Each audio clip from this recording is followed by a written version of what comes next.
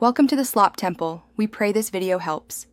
You start by preparing a clean, editable PDF and keeping the original document.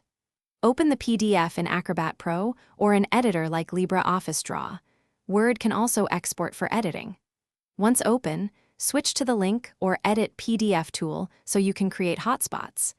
You do this first because interactive links require a tool that defines a clickable rectangle and a target. Make sure you understand the difference between text edits and link annotations before you draw the area.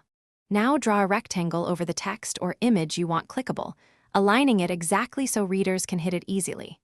Once drawn, set the target, enter a full URL, choose an internal page destination, or link to a file. This controls how the link behaves. Configure options like Open in New Window versus Same Window and set the appearance, border style, color, and tooltip to improve discoverability. Save changes often so you don't lose the link work. Finish by saving a distinct PDF copy and testing the link in Acrobat Reader, a browser, and mobile PDF apps to verify consistent behavior.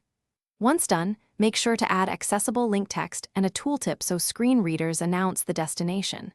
If the link is not clickable, check common issues. The PDF may be flattened or secured, annotations hidden, or the link layered under another object. If so, remove restrictions or recreate the link area and resave the file.